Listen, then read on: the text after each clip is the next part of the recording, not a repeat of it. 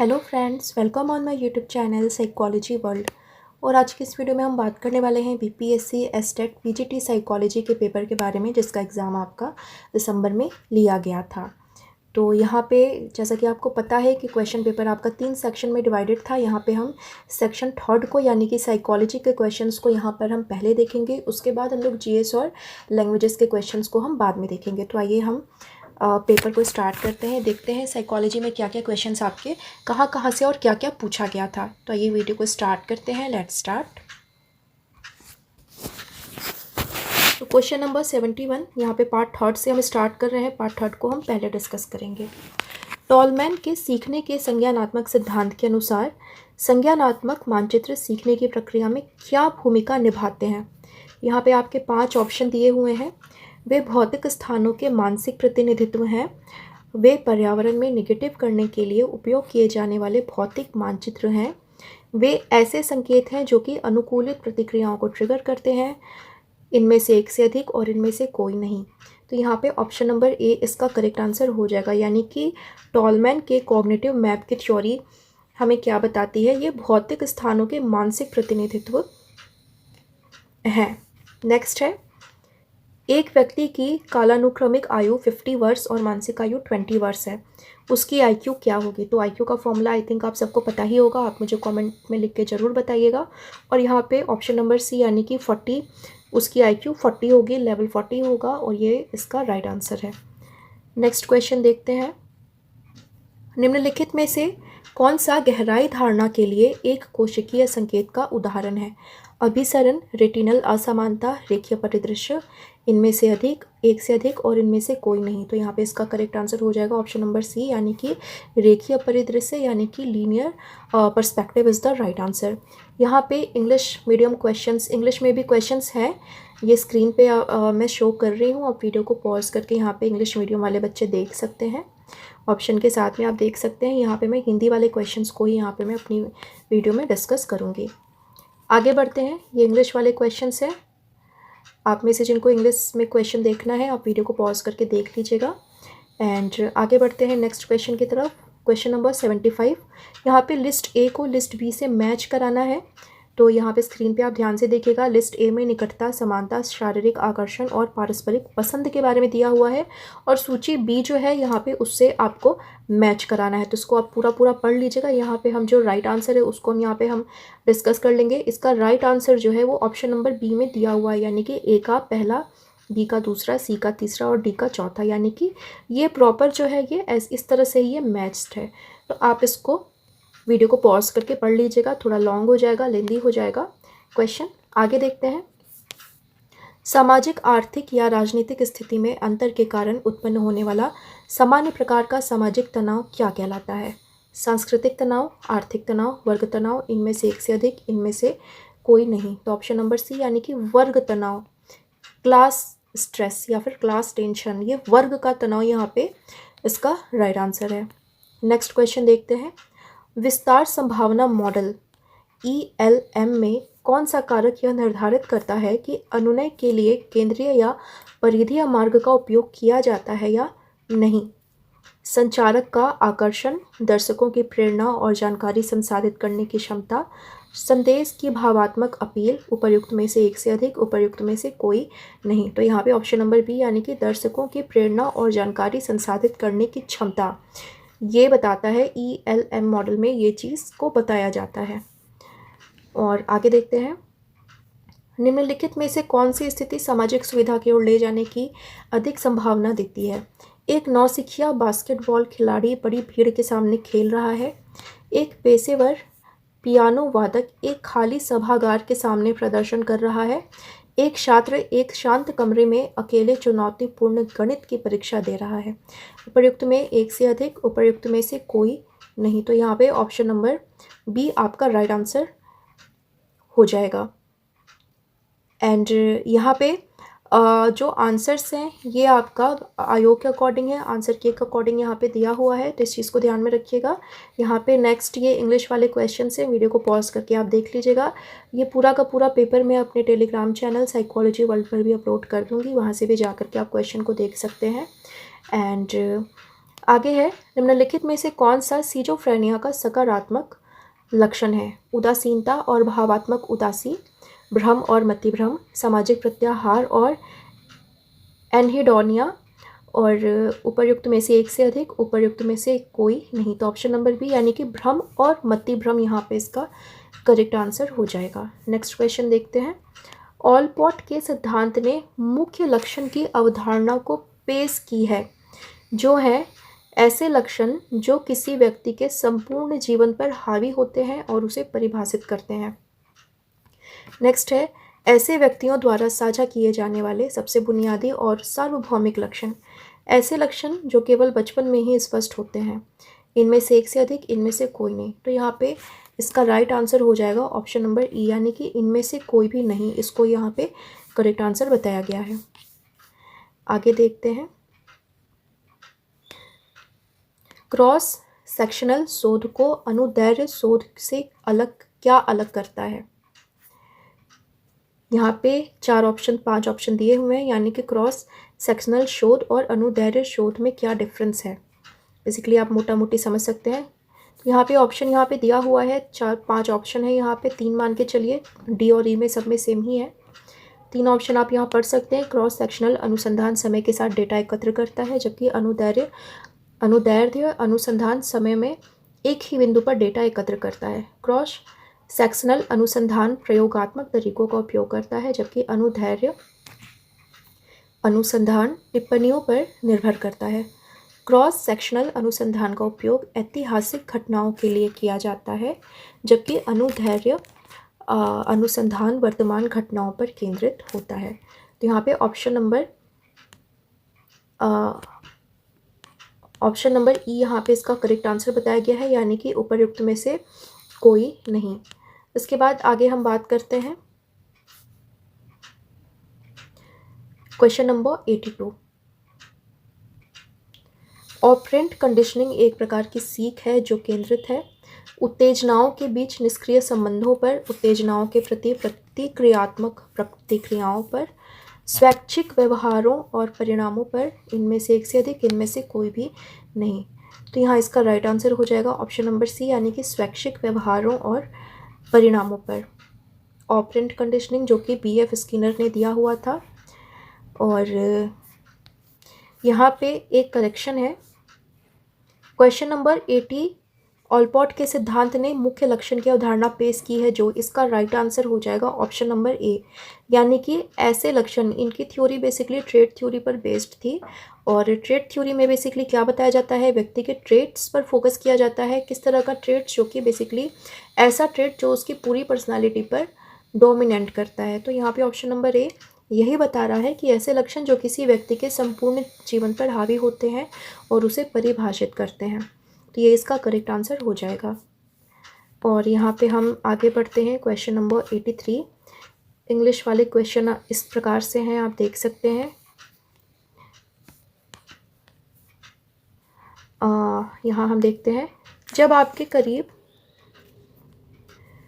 की वस्तुएं दूर की वस्तुओं के दृश्य में बाधा उत्पन्न करती है, तो यह किस प्रकार की एक नेत्रीय संकेत का उदाहरण है? बहुत ही अच्छा क्वेश्चन है। यहाँ पे अंतःस्थिति, हवाई परिप्रेक्ष्य, बनावट, ढाल, इनमें से एक से अधिक और इनमें से कोई नहीं। तो ऑप्शन नंबर ए इसका राइट आंसर है। नेक्स्ट क्वेश्चन इस प्रकार है, धारणा के गेस्टाल्ट सिद्धांत के अनुसार गेस्टाल्ट का अर्थ है, धारणा एक सरल रैखिक प्रक्रिया है, धारणा व्यक्तिगत संवेदी आदानों से प्रभावित होती है, धारणा इसके भागों का योग है और उपर्युक्त में से एक से अधिक, इनमें से कोई नहीं।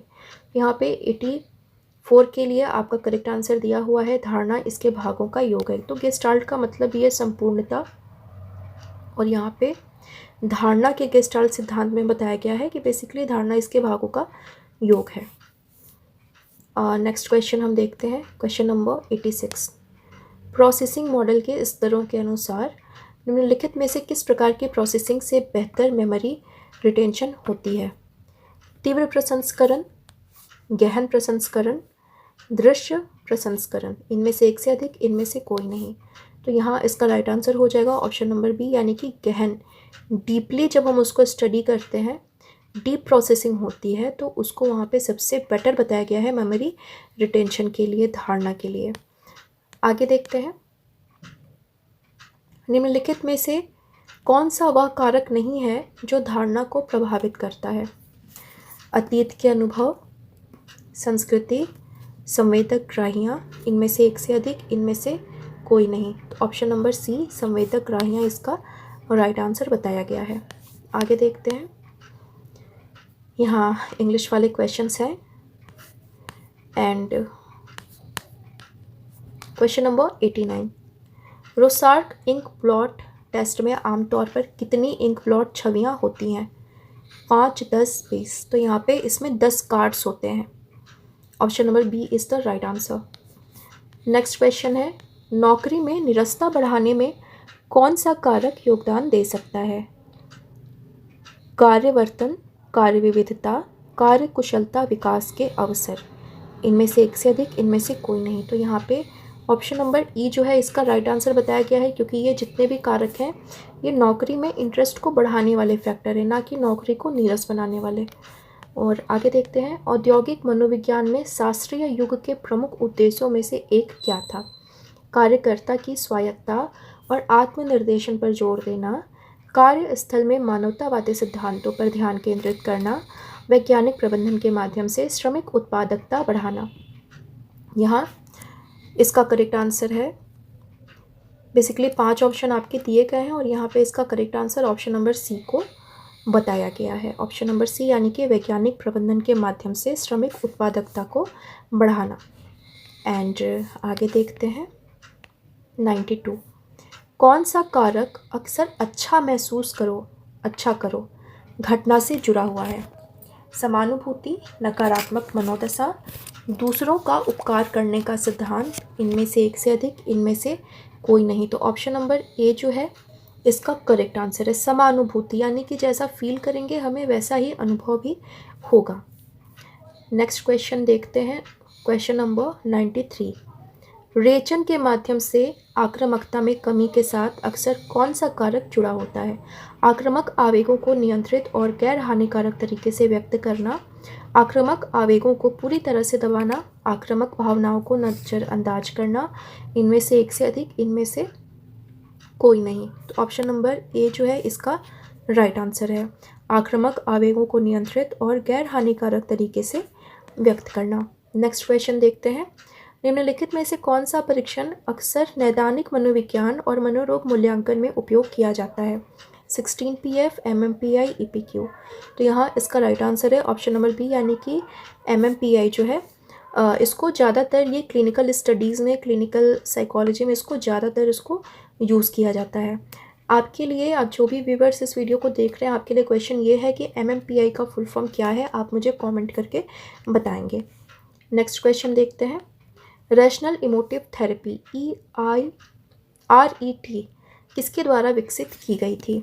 Albert Ellis, Aaron Beck, Sigmund Freud. तो यहाँ इसका राइट आंसर है ऑप्शन नंबर ए, यानी कि अल्बर्ट एलिस ने ये RET को डेवलप किया था। नेक्स्ट है, 4 श्रेणियों वाली काई स्क्वायर आकस्मिकता तालिका में स्वतंत्रता की कितनी डिग्रियाँ होती हैं? 4, 2, 3।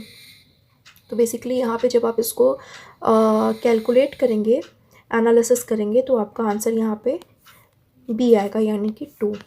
आगे देखते हैं, हालांकि अभी मैं इस बार बहुत टाइम के बाद वीडियो अपलोड कर रही हूँ, टाइम की थोड़ी सी इशू रहती है, इसलिए मैं रेगुलर वीडियोस नहीं ला पाती। कोशिश यही रहती है कि जब भी टाइम मिले आपके लिए मैं कोई उपयोगी वीडियो को अपलोड कर पाऊँ। यहाँ क्वेश्चन नंबर 97 इस प्रकार है, मानक विचलन SD के मानों की सीमा के संबंध में QD के लिए मानों की सीमा क्या है? तो QD मान हमेशा SD मान से बड़े होते हैं। यहाँ पे हम करेक्ट आंसर को देख लेते हैं, ऑप्शन नंबर ई जो है इसके लिए राइट आंसर बताया गया, यानी कि इनमें से कोई भी नहीं, यानी कि जितने भी स्टेटमेंट यहाँ पे दिए गए हैं कोई भी इस क्वेश्चन के लिए फिट नहीं बैठते। नेक्स्ट है, प्रेरणा के प्रत्याशा मूल्य सिद्धांत के संदर्भ में कौन सा कारक सीखने को प्रेरित करने में कथित मूल्य या किसी कार्य या लक्ष्य के महत्व पर जोर देता है? मूलभूत प्रेरणा, उम्मीद, कीमत, इनमें से एक से अधिक, इनमें से कोई भी नहीं। तो ऑप्शन नंबर सी जो है यानी कि कीमत इसका राइट आंसर है। नेक्स्ट है ग्राहक केंद्रित थेरेपी में ग्राहक की भावनाओं और विचारों को प्रतिबिंबित करने की प्रक्रिया को क्या कहा जाता है? व्याख्या, सहानुभूतिपूर्वक सुनना, टकराव। तो यहाँ पे इसका राइट आंसर है ऑप्शन नंबर बी यानी कि सहानुभूतिपूर्वक सुनना।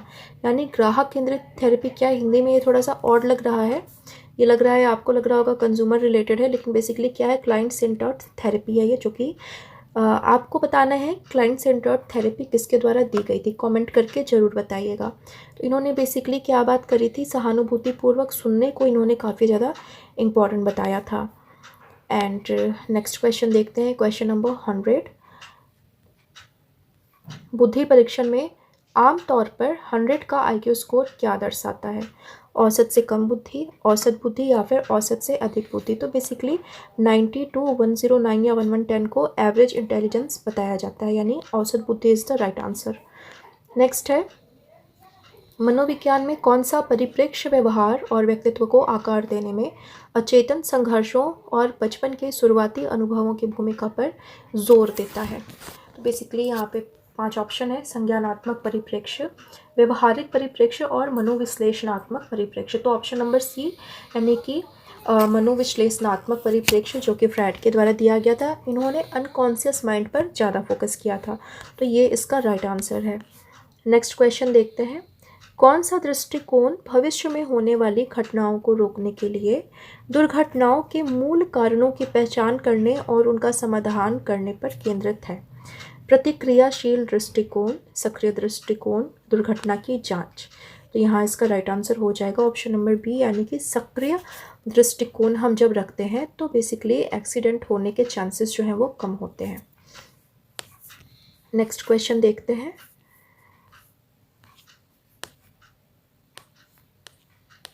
यहाँ लिस्ट ए को लिस्ट बी से मैच कराना है, तो क्वेश्चन को आप देख लीजिएगा वीडियो को पॉज करके, बहुत लॉन्ग हो जाएगा पढ़ने में। एंड इसका जो राइट आंसर हो जाएगा वो होगा ऑप्शन नंबर ए, यानी कि ए का दूसरा, बी का पहला, सी का चौथा, डी का थर्ड और ई का फिफ्थ। यहाँ पे 5 ऑप्शन है, किसने दिया था और क्या बताता है इसके बारे में यहाँ बताया गया है, यानी कि मैस्लो का आवश्यकता पदानुक्रम सिद्धांत, हसबर्ग का 2 फैक्टर थ्योरी, प्रत्याशा सिद्धांत, इक्विटी थ्योरी एंड लक्ष्य निर्धारण सिद्धांत, किसमें क्या बताया गया है इसके बारे में यहाँ पे आपके ऑप्शंस हैं, तो इसको आप वीडियो को पॉज करके पढ़ लीजिएगा। एंड नेक्स्ट हम बात करते हैं क्वेश्चन नंबर 104। जब लोगों के पास व्यवस्थित दृष्टिकोण अपनाने के लिए पर्याप्त समय या संसाधन नहीं होते हैं तो अक्सर कौन सी समस्या पद्धति का उपयोग किया जाता है? कलन विधि, अनुमानी विधि या फिर अंतर्दृष्टि विधि। हिंदी में क्योंकि लैंग्वेज थोड़ा सा टफ हो जाता है, इसलिए क्वेश्चन कई बार ऐसा होता है कि आपको आते हुए भी आप उस चीज़ को नहीं कर पाते हैं, क्योंकि हिंदी में कई सारे साइनोम्स आ जाते हैं, पर्यायवाची वर्ड्स आ जाते हैं, जिसके चलते कई बार बच्चों से क्वेश्चंस छूट जाते हैं। तो इसलिए मैं बार बार कहती हूँ, जो भी मीडियम है आपका, खास करके हिंदी मीडियम वाले बच्चे, आप इंग्लिश वाले क्वेश्चन को ज़रूर ही देखा करिए। इंग्लिश वाले क्वेश्चन में क्योंकि क्या होता है, जो पर्टिकुलर वर्ड आपने पढ़ा होता है, ज़्यादा चांसेस होते हैं कि वही वर्ड उसी वर्डिंग में क्वेश्चनिंग आपसे करी जाएगी। बट हिंदी में क्या होता है, उस वर्ड के अलग अलग साइनोम्स हो जाते हैं और फिर वहाँ पे क्वेश्चन आपके लिए डिफ़िकल्ट हो जाता है। आपको लगता है कि ये वर्ड कभी आपने सुना नहीं है, लेकिन वर्ड आपके लिए नया होता है, बट उस कॉन्सेप्ट से आप परिचित होते हैं। तो कुछ ऐसा ही इस क्वेश्चन में भी जैसे हुआ है, और यहाँ पे जब आप इसका इंग्लिश वाला क्वेश्चन देखेंगे तो देखेंगे कि ये बेसिकली आपने सब पढ़ रखा हुआ है, प्रॉब्लम सॉल्विंग से क्वेश्चन आ रखा हुआ है, अल्गोरिदम, ह्यूरिस्टिक और इनसाइट से यहाँ पे ऑप्शंस दे रखे हुए हैं, लेकिन हिंदी में देखिए थोड़ा सा ये डिफ़िकल्ट हो गया है। तो इस चीज़ को थोड़ा सा ध्यान रखिएगा।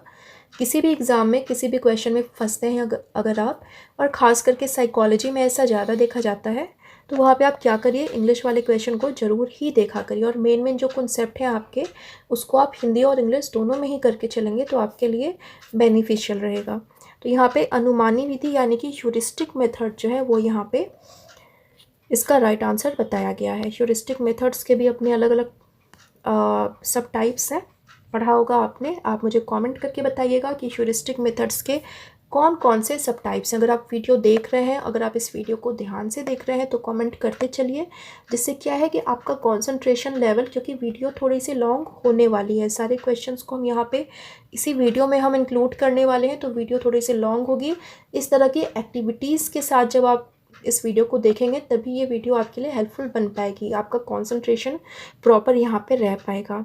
आगे देखते हैं क्वेश्चन नंबर 105 निगमनात्मक तर्क में शामिल है। विशिष्ट अवलोकनों या साक्ष्यों के आधार पर निष्कर्ष निकालना, सामान्य सिद्धांतों या परिसरों के आधार पर निष्कर्ष निकालना, परीक्षण और त्रुटि के आधार पर निर्णय लेना। तो यहाँ ऑप्शन नंबर बी इसका राइट आंसर है। निगमनात्मक तर्क क्या है? सामान्य सिद्धांत जो चले आ रहे हैं उसके बेसिस पे कंक्लूजन को निकालना। इसके बाद आगे देखते हैं, यहाँ इंग्लिश वाले क्वेश्चन आप देख लीजिएगा पॉज करके। एंड यहाँ पे जो भी टास्क अभी तक मैंने इस वीडियो में 3 से 4 क्वेश्चनिंग आपसे कर ली है, जल्दी जल्दी से फटाफट से कमेंट करके आप आंसर दीजिए।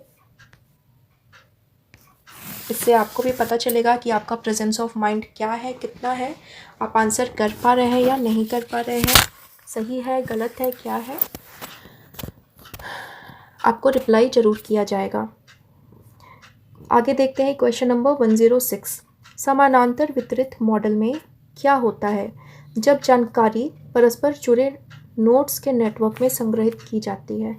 जानकारी को एक रेखीय क्रम में संग्रहित किया जाता है, जानकारी को अलग अलग डिब्बों में संग्रहित किया जाता है, जानकारी को वितरित और परस्पर जुड़े हुए तरीके से संग्रहित किया जाता है। तो ऑप्शन नंबर सी इसका राइट आंसर है, यानी कि जानकारी को वितरित और परस्पर जुड़े हुए तरीके से संग्रहित किया जाता है। नेक्स्ट है, एकल श्रेणीगत चर में प्रेक्षित और अपेक्षित आवृत्तियों की तुलना करते समय किस प्रकार के काई स्क्वायर परीक्षण का उपयोग किया जाता है।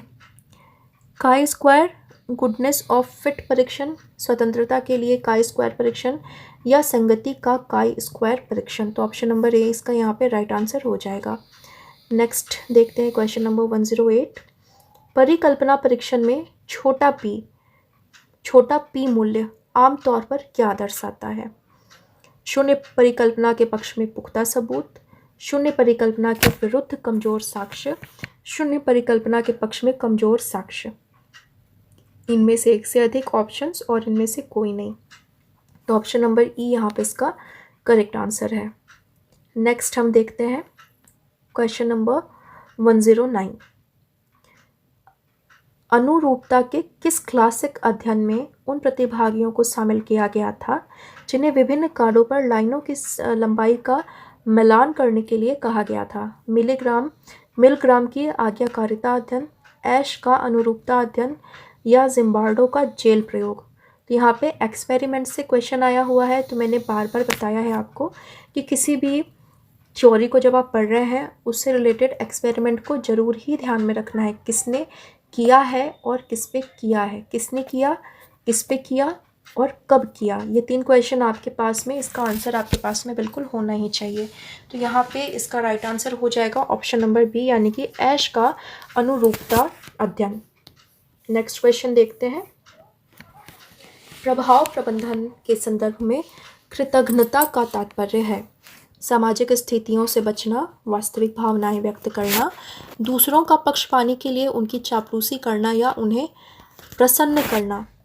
तो यहाँ पे ऑप्शन नंबर सी इसका राइट आंसर बताया गया, यानी कि कृतज्ञता क्या बताई गई है कि दूसरों का पक्ष पाने के लिए उनकी चापलूसी करना, उन्हें प्रसन्न करना। नेक्स्ट क्वेश्चन है, एक विशिष्ट न्यूरॉन की विश्राम झिल्ली क्षमता क्या होती है। -70 मिलीवोल्ट, -30 मिलीवोल्ट, या 0 मिलीवोल्ट। तो यहाँ पे इसका राइट आंसर हो जाएगा ऑप्शन नंबर ए -70 MB, यानी कि एक न्यूरॉन जब रेस्ट के स्टेज में होता है तो उसकी जो पावर होती है -70 MB तक की चली जाती है। नेक्स्ट है क्वेश्चन नंबर 112 112 निम्नलिखित में से कौन सा व्यवहार आमतौर पर आचरण विकार से जुड़ा हुआ नहीं है। दूसरों को धमकाना और डराना, बार बार झूठ बोलना और चालाकी करना, सामाजिक अलगाव और साथियों से परहेज करना। तो यहाँ पे इसका राइट आंसर बताया गया ऑप्शन नंबर सी, यानी कि सामाजिक अलगाव और साथियों से परहेज करना। नेक्स्ट है, मलिंगरिंग का तात्पर्य है स्पष्ट चिकित्सा स्पष्टीकरण के साथ वास्तविक और गंभीर शारीरिक लक्षण, बाहरी लाभ के लिए शारीरिक या मनोवैज्ञानिक लक्षणों को जानबूझकर बढ़ा चढ़ाकर पेश करना या दिखावा करना, अस्पतालों और चिकित्सा प्रक्रियाओं का एक विशिष्ट भय, इनमें से एक से अधिक और इनमें से कोई भी नहीं। तो यहाँ पे मलिंगरिंग का मतलब होता है बाहरी लाभ के लिए, किसी फ़ायदे के लिए फिजिकल या मेंटल प्रॉब्लम है उसको बढ़ा चढ़ा करके बताना या दिखाना। तो यहाँ पे आपने क्या करना है कि आप देख रहे हैं कि इस तरह के टर्म्स से भी क्वेश्चंस पूछे गए हैं, हर एग्ज़ाम में ही पूछा जाता है। आप एक अलग से डायरी बनाते जाइए जिसमें कि इस तरह के पर्टिकुलर वर्ड्स को लिख लीजिए और इसका राइट आंसर जो बताया गया है उसको आप नोट करते हुए चलिए। तो आपका एक शॉर्ट नोट्स बनके तैयार हो जाएगा, टर्म्स का एक डेफिनेशन बनके तैयार हो जाएगा, जो कि आपके आने वाले एग्जामिनेशंस के लिए काफ़ी हेल्पफुल रहेगा। तो आप ऐसा करते हैं या नहीं करते हैं? अगर आप करते हैं तो अच्छी बात है, नहीं करते हैं तो आप करना स्टार्ट कर दीजिए। आगे बात करते हैं क्वेश्चन नंबर 114। समूह विकास में तूफानी चरण की विशेषता क्या है? नेतृत्व के लिए उच्च स्तर का संघर्ष और प्रतिस्पर्धा, प्रभावी सहयोग एवं कार्य सिद्धि, समूह मानदंडों और सामंजस्य की स्थापना। तो यहाँ पे ऑप्शन नंबर ए इसका करेक्ट आंसर बताया गया है, यानी कि नेतृत्व के लिए उच्च स्तर का संघर्ष और प्रतिस्पर्धा। नेक्स्ट क्वेश्चन देखते हैं, निम्नलिखित में से कौन सा टकमैन के समूह विकास मॉडल का एक चरण नहीं है? नॉर्मिंग, तूफान या अनुरूपण, इनमें एक से अधिक, इनमें से कोई नहीं। ऑप्शन नंबर सी जो है यानी कि अनुरूप, इसका टकमैन के डेवलपमेंटल थ्योरी का ये यहाँ पे मॉडल स्टेज नहीं बताया गया है। देखिए यहाँ पे हम देख रहे हैं कि टकमैन की थ्योरी से क्वेश्चन आपका पूछा गया है, यानी कि टकमैन का डेवलपमेंटल थ्योरी आपको पढ़ लेना है। जो जो स्टेजेस बताए गए हैं उसको आप एक नोट्स बनाते चलिए, उसको लिख लीजिए। आपको इजीली कहीं से भी अगर किसी बुक में नहीं मिल रहा है आप गूगल सर्च कर सकते हैं, गूगल सर्च कोई आर्टिकल से भी देख सकते हैं आप। और बेसिकली क्या है कि जैसे इस तरह से जहाँ भी आप इस तरह का नया वर्ड देखते हैं तो आप उसके लिए अलग से नोट्स बनाते हुए चलें। तो इससे आपको मतलब तैयारी आपकी अलग से कुछ नहीं करनी होती है। अगर आप प्रीवियस ईयर क्वेश्चन पेपर को ही ढंग से कर लेते हैं तो उसी से आपकी 40-50% तैयारी तो आपकी वैसे ही हो जाती है। इस तरह से भी आप अपना नोट्स बना सकते हैं। नेक्स्ट क्वेश्चन है, रचनात्मक प्रक्रिया के चरणों को आरंभ से अंत तक व्यवस्थित करें। यहाँ पे 4 वर्ड्स दिए हुए हैं और इसको आपको अरेंज करना है। तो ऑप्शन नंबर सी के अकॉर्डिंग यहाँ पे अरेंजमेंट को सही बताया गया है। तो यहाँ पे सबसे पहले आएगा तैयारी, इसके बाद में उस्मायन, इसके बाद में आपका रोशनी और लास्ट में आएगा आपका सत्यापन। तो ये अरेंज करने का क्वेश्चन भी है, यहाँ पे सेक्शन है। तो इस पैटर्न को देखते हुए आप अपने अगले एग्ज़ाम के लिए तैयार हो जाइए, जो कि मार्च में लिया जाएगा। फॉर्म फिलअप किया जा चुका है और आप लोगों ने फॉर्म अपना भर ही लिया होगा। यहाँ पे नेक्स्ट क्वेश्चन हम देखते हैं। यहाँ भी बेसिकली आपका ग्रुप ए को ग्रुप बी से मैच कराना है। तो यहाँ पे वीडियो को आप पढ़ लीजिएगा, वीडियो को पॉज करके आप यहाँ पे लिस्ट ए और लिस्ट बी को देख लीजिएगा। एंड यहाँ पे इसका करेक्ट आंसर हो जाएगा ऑप्शन नंबर बी। तो option number B is the right answer. इससे आप मिला करके आप चाहें तो ये मैच कराने वाले क्वेश्चन का भी अलग से एक नोट आप तैयार कर सकते हैं। आगे देखते हैं क्वेश्चन नंबर 118। किस श्रेणी के असाधारण बच्चों में सामाजिक संचार में चुनौतियाँ और दोहराए जाने वाले व्यवहार होते हैं, जैसे कि ऑटिज्म स्पेक्ट्रम डिसऑर्डर में देखा जाता है? बौद्धिक विकलांगता वाले बच्चे, वाणी और भाषा संबंधी विकार वाले बच्चे, विकासात्मक विकारों वाले बच्चे। तो यहाँ पे ऑप्शन नंबर सी इसका राइट आंसर है, यानी कि विकासात्मक विकारों वाले बच्चों में। आगे देखते हैं, थॉर्स्टन पैमाने पर प्रतिक्रियाओं का विश्लेषण करते समय समग्र दृष्टिकोण स्कोर निर्धारित करने के लिए अक्सर किस सांख्यिकीय तकनीक का उपयोग किया जाता है? प्रतिगमन विश्लेषण, प्रमुख कंपोनेंट विश्लेषण, क्रोनबैक अल्फा। यहाँ पे इसका राइट आंसर है ऑप्शन नंबर बी, यानी कि प्रमुख कंपोनेंट विश्लेषण। आगे देखते हैं,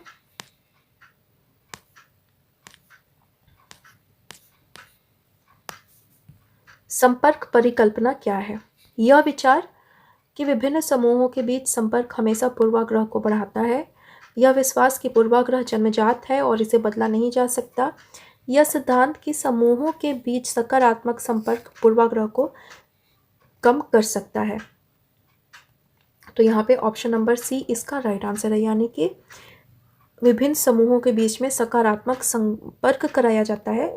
एक ग्रुप का दूसरे ग्रुप के प्रति जो बायसनेस होती है, जो पूर्वाग्रह होता है, वो कम होता है।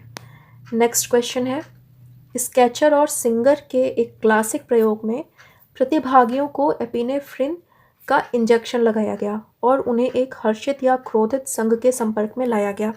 इस अध्ययन ने क्या प्रदर्शित किया कि भावनाएं पूरी तरह से शारीरिक उत्तेजना से निर्धारित होती हैं। भावनाओं को बाहरी कारकों जैसे कि दूसरों की उपस्थिति द्वारा नियंत्रित किया जा सकता है और भावात्मक अनुभवों के लिए संज्ञानात्मक मूल्यांकन अप्रासंगिक है।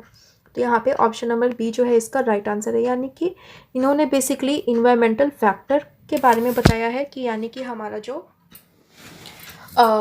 इमोशन होता है, according to this theory emotion होता है वहाँ उसके लिए इन्वायरमेंटल फैक्टर, जो इन्वायरमेंट है व्यक्ति का, वो रिस्पॉन्सिबल होता है। नेक्स्ट क्वेश्चन हम देखते हैं, क्वेश्चन नंबर 122। वैलेंस फ्रूम के सिद्धांत के संदर्भ में किसको संदर्भित करता है? परिणाम का मूल्य या वांछनीयता, यह विश्वास कि प्रयास से सफल प्रदर्शन होगा, यह विश्वास के प्रदर्शन से वांछित परिणाम प्राप्त होंगे। तो ऑप्शन नंबर ए इसका यहाँ पे राइट आंसर बताया गया है। आगे देखते हैं, स्नोबॉल सैंपलिंग का प्रयोग आमतौर पर किस प्रकार के शोध में किया जाता है? मात्रात्मक शोध, प्रायोगिक शोध या गुणात्मक शोध? तो यहाँ पे स्नोबॉल सैंपलिंग के बारे में आप जानते होंगे, मैंने प्रॉपर इसकी वीडियो बनाई हुई है, अपलोड करी हुई है, आप प्लेलिस्ट में जा कर के देख सकते हैं। यहाँ पे ऑप्शन नंबर सी इसका करेक्ट आंसर हो जाएगा, यानी कि गुणात्मक शोध, यानी कि क्वालिटेटिव रिसर्च में इसको ज़्यादा यूज़ किया जाता है। स्नोबॉल सैंपलिंग किस तरह के सैंपलिंग के अंतर्गत आता है, ये आप मुझे कमेंट में बताइएगा। एंड आगे देखते हैं, सकारात्मक रूप से विषम वितरण यानी दाईं ओर से तिरछा में माध्य माध्यिका और बहुलक आमतौर पर एक दूसरे से तुलना कैसे करते हैं? तो इसका राइट आंसर बताया गया ऑप्शन नंबर ए, यानी कि माध्य माध्यिका और बहुलक, यानी कि सबसे स्ट्रांग होता है माध्य होता है, इसके बाद में माध्यिका, उसके बाद में लास्ट में बहुलक, यानी मीन, मीडियन एंड मोड। यहाँ पे इंग्लिश वाले क्वेश्चन से देख लीजिएगा। वीडियो काफ़ी लंबी हो रही है, लगता है कि इस वीडियो में हम लोग पार्ट फर्स्ट और सेकंड को इंक्लूड नहीं कर पाएंगे, उसके लिए मैं अलग से वीडियो बना दूंगी। इसमें हम साइकोलॉजी के क्वेश्चंस को रखते हैं। यहाँ पे भी ये स्टैट से क्वेश्चन आया हुआ है, टी टेस्ट का क्वेश्चन है। असमान नमूना आकारों और असमान विभिन्नताओं वाले दो समूहों के माध्यों की तुलना करते समय किस प्रकार के टी टेस्ट का उपयोग किया जाता है? तो option number C is the right answer, यानी कि वेल्व का टी टेस्ट। नेक्स्ट है, जोड़ और घटाव जैसे अंकगणितीय कार्यों के लिए माप के किस स्तर का उपयोग किया जा सकता है? नाममात्र, मध्यांतर और अनुपात। यहाँ पे ऑप्शन नंबर डी इसका राइट आंसर बताया गया है, यानी कि इनमें से कोई भी नहीं। स्केलिंग से क्वेश्चन ये पूछा गया है, इंग्लिश वाला क्वेश्चन देखेंगे तो आपको याद आ जाएगा कि आपने इसको पढ़ा हुआ है। नेक्स्ट क्वेश्चन है, कार्ल यूंग और अल्फ्रेड एडलर जैसे 9 फ्राइडियन सिद्धांतकारों ने व्यक्तित्व के बारे में सिगमंड फ्राइड के सिद्धांत के विचारों का विस्तार किया। उन्होंने अपने सिद्धांतों में मुख्य किस अवधारणा पर जोर दिया हुआ है? व्यक्तित्व विकास में ईड का महत्व, व्यक्तित्व में अचेतन संघर्षों की भूमिका और व्यक्तित्व में सामाजिक सांस्कृतिक कारकों की भूमिका। बेसिकली ऑप्शन नंबर सी जो है इसका राइट आंसर बताया गया है, यानी कि व्यक्तित्व विकास में अनकॉन्शियस माइंड का, ईडिगो, सुपर ईगो का इम्पोर्टेंस होता ही है, साथ में उसके सामाजिक और सांस्कृतिक कारकों की भी महत्ता होती है। आगे देखते हैं, इबिंगहॉस के भूलने की अवस्था के अनुसार नई जानकारी सीखने के बाद भूलने की गति सबसे अधिक कब होती है? कुछ घंटों बाद, एक सप्ताह बाद या एक महीने बाद? तो बेसिकली एबिंगहॉस ने बताया था इनमें से कोई भी नहीं, क्योंकि एबिंगहॉस के अनुसार क्या है कि हम जैसे किसी चीज़ को सीखते हैं, सीखने के तुरंत बाद सबसे ज़्यादा भूलते हैं। सीखने के तुरंत बाद हम उस चीज़ को भूल जाते हैं, बार बार सीखना होता है, इसलिए यहाँ पे कुछ घंटों बाद नहीं, सीखने के तुरंत बाद अगर होता तो वो यहाँ पे आपका राइट आंसर होता। इसके बाद आगे हम देखते हैं, दो संबंधित समूहों की तुलना के लिए युग्मित टी टेस्ट का गैर पैरामेट्रिक समकक्ष क्या है? Mann Whitney U test, Kruskal Wallis H test, Wilcoxon हस्ताक्षरित रैंक परीक्षण। तो यहाँ पे इसके लिए राइट आंसर बताया गया है ऑप्शन नंबर सी, यानी कि विल्कॉक्सन का टेस्ट यहाँ पे इसका एक सब्स्टिट्यूट बताया गया है। आगे देखते हैं, प्रायोगिक अनुसंधान में प्लेसिबो की क्या भूमिका होती है? सक्रिय अवयवों के बिना उपचार के प्रभावों का नकल करना, स्वतंत्र चर में हेरफेर करना और तुलना के लिए आधार रेखा प्रदान करना। तो यहाँ पे इसका राइट आंसर हो जाएगा ऑप्शन नंबर ए, यानी कि प्लेसिबो दिया जाता है और वहाँ पे दवाई जैसी कोई चीज़ दी जाती है, लेकिन प्रॉपर वो मेडिसिन नहीं होते। साइकोलॉजिकल इफेक्ट इसका दिखता है कि पेशेंट उसको दवा समझ के खाता है और वो ठीक हो जाता है। तो यहाँ पे पेशेंट की बॉडी को बचाने के लिए ज़्यादा केमिकल मीन्स ज़्यादा मेडिसिन्स के दुष्प्रभावों से बचाने के लिए कई बार प्लेसिबो को यूज़ किया जाता है। एंड यहाँ पे आगे हम देखते हैं क्वेश्चन नंबर 131।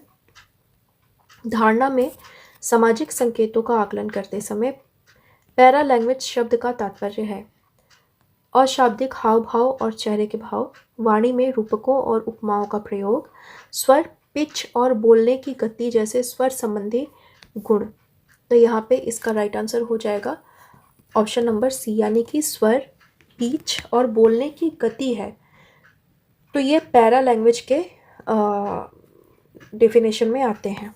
आगे देखते हैं, इम्प्रेशन प्रबंधन से तात्पर्य है दूसरों के बारे में सटीक निर्णय लेना, दूसरों की किसी के बारे में जो धारणाएं हैं उनमें हेर फेर करना और उन्हें नियंत्रित करना, वास्तविक भावनाओं और प्रतिक्रियाओं को व्यक्त करना। तो यहाँ ऑप्शन नंबर बी इसका राइट आंसर है, यानी कि दूसरों के बारे में, दूसरों की किसी के बारे में जो धारणाएं हैं उसको मैनिपुलेट करना, उन्हें कंट्रोल करना। यहाँ पे इम्प्रेशन प्रबंधन का भी नोट्स आप बना सकते हैं, मीन्स आपने ये वर्ड को लिख लिया और इसकी डेफिनेशन आपने लिख ली। आगे देखते हैं, पीनियल ग्लैंड किसके स्राव के लिए जिम्मेदार होता है? मेलाटोनिन, इंसुलिन या थायराइड हार्मोन। तो यहाँ पे ऑप्शन नंबर ये ए, यानी कि मेलाटोनिन, जो कि सोने और जागने के चक्र को नियंत्रित करता है, ये इसका यहाँ पे राइट आंसर है। आगे देखते हैं क्वेश्चन नंबर 134। निम्नलिखित में से कौन सा पैरासिम्पैथेटिक तंत्रिका तंत्र के कार्य हैं? पुतलियों और ब्रोकियोल्स को संकुचित करना, हृदय गति और श्वसन दर को कम करना, रक्त शर्करा का स्तर बढ़ाना, इनमें से एक से अधिक, इनमें से कोई भी नहीं। तो बेसिकली पैरासिम्पैथेटिक नर्वस सिस्टम क्या करता है? बॉडी को काम करने का काम करता है, यानी कि बॉडी को कूल डाउन करने का काम करता है। तो यहाँ पे इसका राइट आंसर हो जाएगा ऑप्शन नंबर ए, पुतलियों और ब्रोंकियोल्स को संकुचित करना। नेक्स्ट है, न्यूरोट्रांसमीटर की मुक्ति के बारे में निम्नलिखित में से कौन सा कथन सत्य है? तो यहाँ पे राइट आंसर को ही हम डिस्कस कर लेते हैं, ऑप्शन नंबर सी, यानी कि यह तब होता है जब एक एक्शन पोटेंशियल प्रीसिनेप्टिक न्यूरॉन के एक्सॉन टर्मिनल तक पहुँचता है। इसके बाद आगे हम बात करते हैं 136। संज्ञानात्मक व्यवहार थेरेपी यानी कि सीबीटी निम्नलिखित में से किस चिंता विकार के लिए एक सामान्य और प्रभावी उपचार दृष्टिकोण है? सामान्यीकृत चिंता विकार यानी कि जीएडी, ओसीडी या घबराहट की समस्या। तो यहाँ पे ऑप्शन नंबर डी जो है, यानी कि उपर्युक्त में से एक से अधिक, यानी कि जो चिंता विकार होती है बेसिकली उसमें घबराहट भी देखी जाती है और जीएडी भी देखा जाता है। तो यहाँ पे एक से अधिक यहाँ पे ऑप्शन करेक्ट है, इसलिए ऑप्शन नंबर डी इसका राइट आंसर है। आगे बात करते हैं हम क्वेश्चन नंबर 137। यहाँ पे इंग्लिश वाले क्वेश्चन आप देख सकते हैं, वीडियो को पॉज कर लीजिएगा, देख लीजिएगा। जिस भी मीडियम में तैयारी करें, खासकर अगर आप हिंदी मीडियम से तैयारी कर रहे हैं तो इंग्लिश और हिंदी दोनों को ही साथ में लेके चलें, तालमेल दोनों के साथ आप बैठा के थोड़ा बहुत करना पड़ेगा इंग्लिश में, और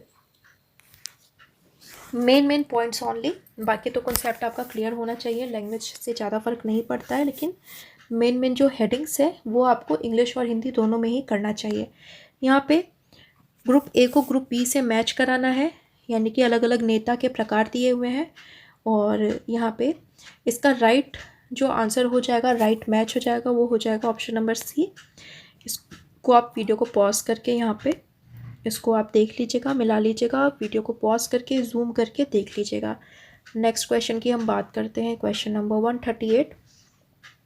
साइक्लोथाइमिक विकार की विशेषता है अत्यधिक और अप्रत्याशित मनोदशा परिवर्तन, दीर्घकालिक और कम गंभीर मनोदशा संबंधी गड़बड़ी, उन्मत्त और अवसादग्रस्तता लक्षणों के आवर्ती प्रकरण। ऑप्शन नंबर बी इसका यहाँ पे राइट आंसर हो जाएगा। आगे देखते हैं ECT एक उपचार विकल्प है जिसका मुख्य रूप से किसके लिए उपयोग किया जाता है।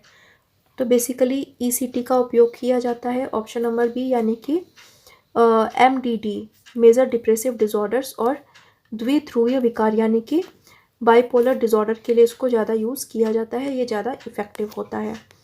नेक्स्ट है उपलब्धि परीक्षणों के बारे में निम्नलिखित में से कौन सा कथन सटीक है। तो यहाँ पे हम देखते हैं ऑप्शन नंबर ई यानी कि यहाँ पे जितने भी स्टेटमेंट दिए हुए हैं इसमें से कोई भी ऑप्शन उपलब्धि परीक्षण की व्याख्या नहीं करता है। और आगे बात करते हैं क्वेश्चन नंबर 141।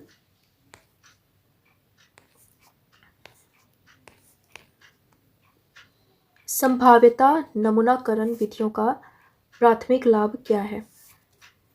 उनमें शोधकर्ता पूर्वाग्रह का खतरा कम होता है, इन्हें लागू करना त्वरित और आसान है, वे ज्ञात गुणों के साथ एक प्रतिनिधि नमूना प्रदान करते हैं। तो यहाँ पे option number C is the right answer हो जाएगा। आगे देखते हैं प्रश्नावली में किस प्रकार का प्रश्न यह जांचने के लिए डिज़ाइन किया गया है कि उत्तरदाता ध्यान दे रहा है और सच्चाई से उत्तर दे रहा है या नहीं। जाल प्रश्न, फिल्टर प्रश्न और मैट्रिक प्रश्न। तो यहाँ पे इसका राइट आंसर हो जाएगा ऑप्शन नंबर ए यानी कि जाल प्रश्नों के द्वारा पता चल जाता है कि वो सही आंसर दे रहा है या नहीं दे रहा है। नेक्स्ट है क्वेश्चन नंबर 143। किसी डेटा सेट में परिवर्तनशीलता की कौन सी माप आउटलायर्स या चरम मूल्यों के प्रति सबसे अधिक संवेदनशील है। QD, SD, AD इसमें से एक से अधिक या इसमें से कोई भी नहीं। तो SD जो है उसको सबसे ज़्यादा इफ़ेक्टिव, सबसे ज़्यादा प्योर बताया गया है, सबसे ज़्यादा सही बताया गया है, एक्यूरेट बताया गया है। तो SD is the right answer. Basically SD क्या है, QD क्या है, MD क्या है, इसमें अगर आपको प्रॉब्लम हो तो प्रॉपर मैंने इसकी वीडियो अपलोड कर रखी हुई है। एक एक टॉपिक पर एक एक फुल वीडियो है, थ्योरी प्लस इसका कैलकुलेशन भी मैंने करवाया हुआ है। आप मेरे चैनल के प्लेलिस्ट पे चले जाइएगा, वहाँ पे नेट JRF आपका सेकेंड यूनिट पूरा का पूरा करवाया हुआ है, थर्ड यूनिट पूरा का पूरा करवाया हुआ है, जो कि आपको काफ़ी हेल्प करेगा इस एग्जामिनेशन के लिए। तो आप वहाँ से देख सकते हैं वीडियोज़ को। नेक्स्ट क्वेश्चन है एक्शन पोटेंशियल के बढ़ते चरण के दौरान क्या होता है। तो यहाँ पे डायरेक्टली हम लोग राइट आंसर को डिस्कस करेंगे। सोडियम आयन कोशिका में प्रवेश करते हैं जिससे कि विध्रुवण होता है। सोडियम आयन जो होता है यानी कि प्लस प्लस जो होता है वो कोशिका में आते हैं और यहाँ पे माइनस वाले बाहर जाते हैं, जैसे कि जिसको कि विध्रुवण भी कहा जाता है। इसके बाद आगे हम बात करते हैं क्वेश्चन नंबर 145। फ्लिन इफेक्ट के बारे में यहाँ पे बताया हुआ है। फ्लिन इफेक्ट का तात्पर्य है पीढ़ी दर पीढ़ी बुद्धि परीक्षण स्कोर में गिरावट, पीढ़ियों के बीच बुद्धि परीक्षण स्कोर का एक स्थिर पैटर्न, या पीढ़ी दर पीढ़ी बुद्धि परीक्षण स्कोर में वृद्धि। तो यहाँ पे सी इसका राइट आंसर है। फ्लिन नाम के साइकोलॉजिस्ट के द्वारा ये फ्लिन इफेक्ट दिया गया और जिन्होंने बताया कि पीढ़ी दर पीढ़ी जो है IQ स्कोर में वृद्धि होती चली जाती है, इसलिए उसको टाइम टाइम से रिवाइज करने की ज़रूरत है। आगे बात करते हैं किसी व्यक्ति के व्यवहार और व्यक्तित्व को प्रभावित करने वाले आंतरिक कारकों और बाहरी स्थितियों का वर्णन करने के लिए अक्सर किस शब्द का उपयोग किया जाता है। अनुवांशिकी, निर्धारक या लक्षण। तो यहाँ ऑप्शन नंबर बी इसका राइट आंसर है यानी कि निर्धारक। इसमें से बहुत सारे क्वेश्चन ऐसे हैं जो कि मैंने आपको BPSC last minute preparation, last minute तैयारी वाले वीडियो में मैंने करवाया हुआ था। कुछ बहुत सारे ऐसे टर्म्स हैं जो कि मैंने उसमें कवर करवाया हुआ था। अगर आपने देखा होगा तो आपने ज़रूरी उसको आप करेक्ट करके आए होंगे। तो BPSC examination state PCT psychology से रिलेटेड यहाँ पे मेरे चैनल पे मैंने प्लेलिस्ट भी बनाई हुई है, वहाँ से भी जा कर के आप वीडियोस को एक्सप्लोर कर सकते हैं, अलग अलग वीडियोस को देख सकते हैं। वहाँ पे आपको प्रीवियस ईयर क्वेश्चन पेपर्स भी मिल जाएंगे और साथ ही साथ में आपको कुछ सॉल्ट पेपर, जैसे कि साइकोलॉजी के बारे में अगर आपका बेस भी क्लियर नहीं है तो आप पहले बेस वाले क्वेश्चन को क्लियर करेंगे। MCQs बने हुए हैं, MCQ के प्लेलिस्ट यहाँ पे मेरे चैनल पर अवेलेबल है। इसके साथ में BPSC की भी प्लेलिस्ट यहाँ पे अवेलेबल है। और आगे क्वेश्चन देखते हैं। क्वेश्चन नंबर 147, सामाजिक संज्ञानात्मक सिद्धांत के संदर्भ में पारस्परिक नियतिवाद क्या है? यह विचार कि व्यक्तित्व मुख्य रूप से बाहरी कारकों से आकार लेता है, एक दूसरे पर व्यक्तिगत, व्यवहारिक और पर्यावरणीय कारकों का पारस्परिक प्रभाव या व्यवहार को प्रभावित करने वाले अचेतन संघर्षों की प्रक्रिया। तो यहाँ पे ऑप्शन नंबर बी जो है ये इसका राइट आंसर है, यानी कि पारस्परिक नियतिवाद क्या है?